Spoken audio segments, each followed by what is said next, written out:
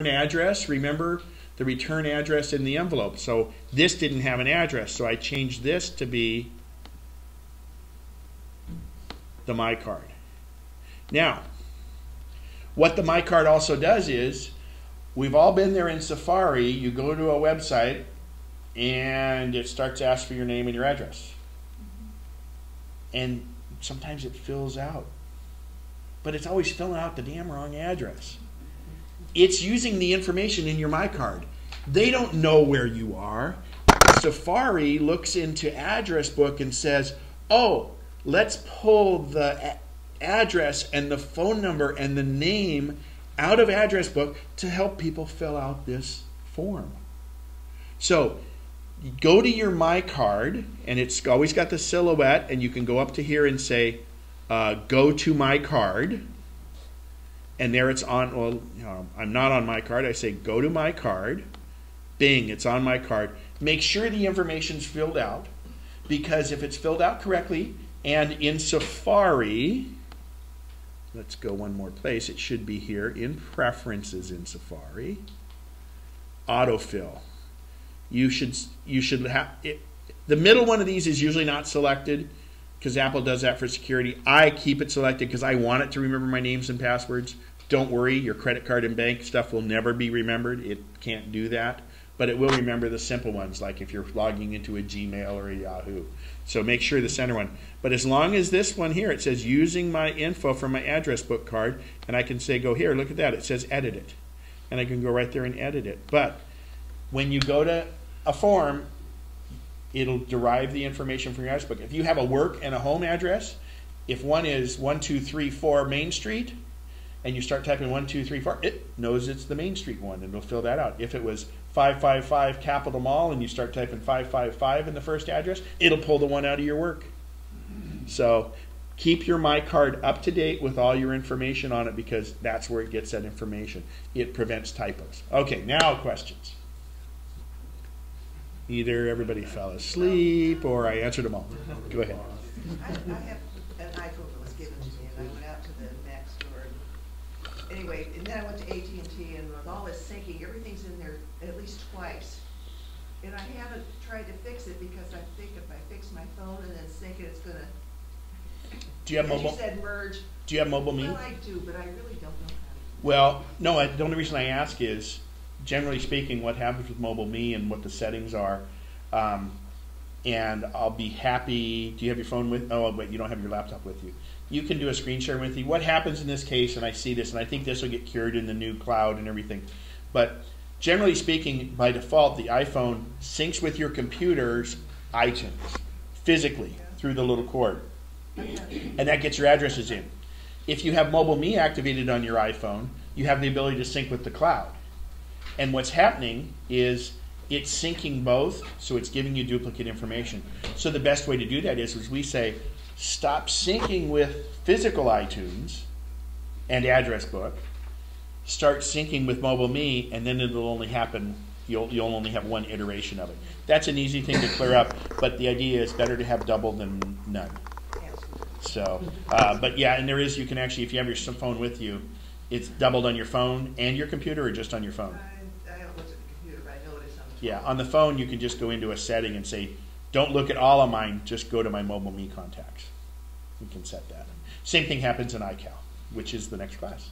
I did something else in making groups. Whenever I make a group, I put a note in notes so that I know that that is in the group. I'm not describing this right. But so you move them to a group, but you also make a note in notes for the group. Yeah. Oh, you know, I put the note in and then said go find. And then you make them a group? Yeah.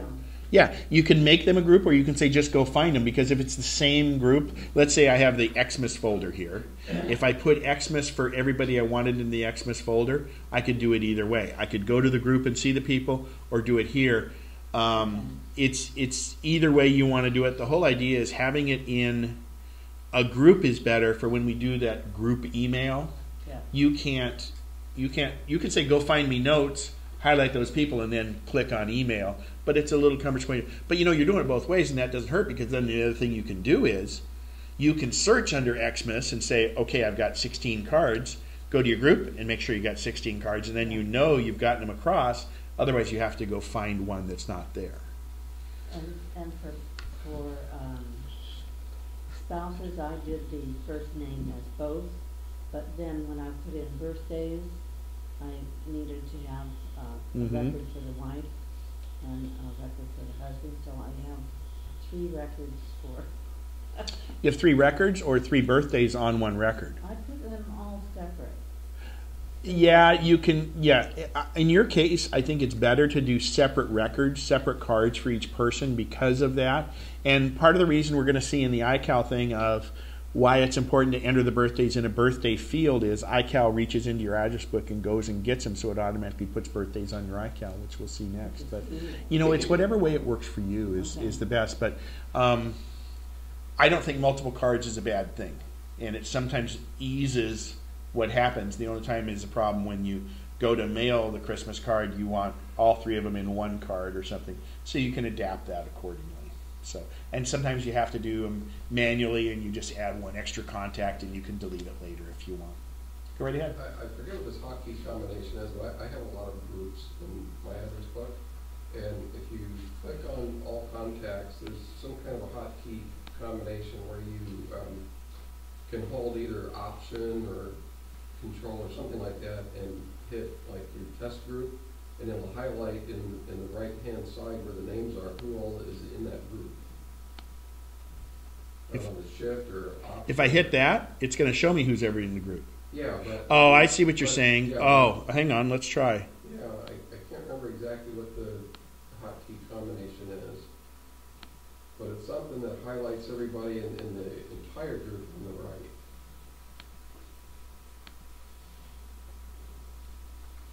Might be the command key too. Yeah, I just tried command, it didn't do it. Okay.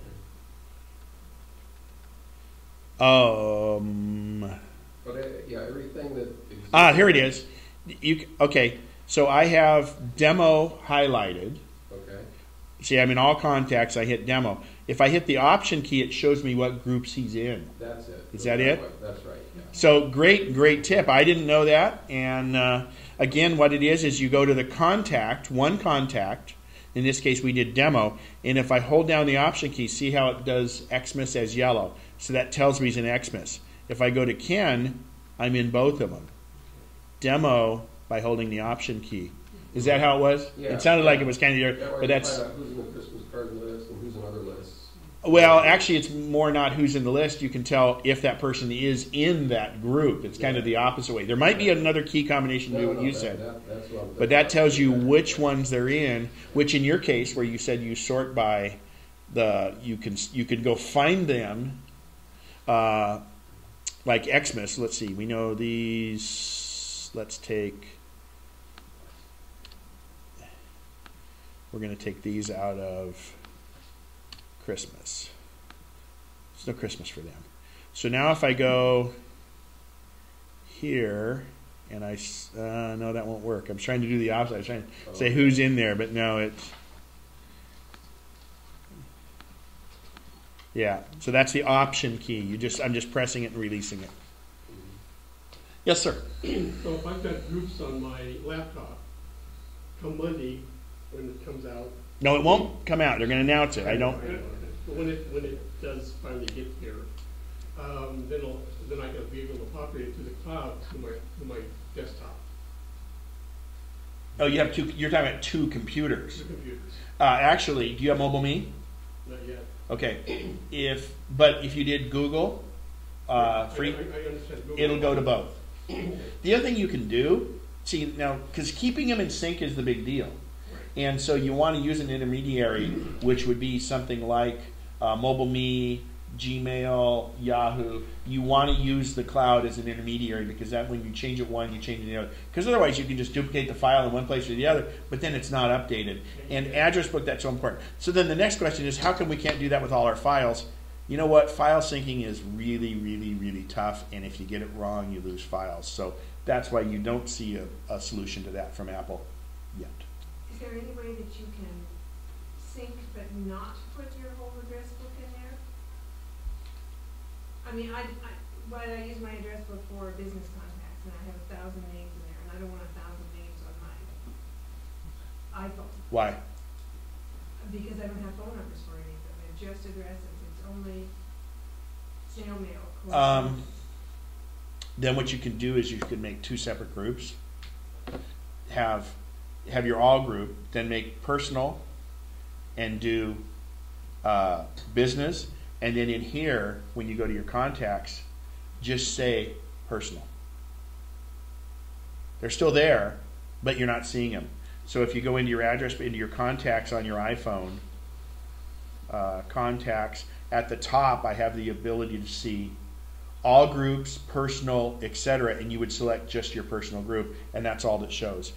They take up so little room as data, it's not worth getting rid of them, but you can just say only display this. That's why with yours, I think you're going to change it to all contacts will hit mobile me, and it'll probably fix yours. So that's how you would go about that. And then they're always there if you need them. Does that make sense? Does that cure it for you? I was just wondering if there was a way of telling it, don't sync at all. Well, but you're using Entourage. Aren't you syncing Entourage with this? No. Yeah, this will sync with your I haven't Entourage. synced my iPhone. You had to when you first got it, or did they set it up at the Apple Store for They you? said that. Okay. You should sync, everyone you should, I talked about backups, you should also sync your iPhone for a couple of reasons. And your iPad. To save your contacts, to save any apps or anything you've downloaded, it gets backed up to your computer, which consequently gets backed up to Time Machine. But it is a great way for everything to sync itself. In your case, you could start syncing with Google Calendar and it'll do it over the air. But, I mean, the photos we have in here, you want to sync that with iPhoto. Also, another little thought is, treat this like a digital camera. I can go to anybody's computer and hook it into there and download the photos from here to their computer, just like you would with a digital camera. Do not sync it to their iTunes, but download it to iPhoto to someone else's computer all you want. Think of it not as an iPhone, it's nothing else, it's a little digital camera. Also, it's a great video camera, by the way, too. You're saying that if I sync it, all of my iPhoto pictures are going to come on my phone? No. Your iPhone pictures will go to iPhoto. You can tell it to bring them all, or you can tell it to bring certain ones to here if you want. But no, I'm saying getting off the phone to that. Okay, everybody go sit in Richard's class. No. I'm sorry, I'm 10 minutes over on the break. So come back in about 15 minutes and we'll get started on iCal. There's not as much on iCal, and it's quite easy. If anybody has any questions during the break, feel free to hang around. I'll look at your iPhone for you if you'd like real quick. Where do I go to sign up for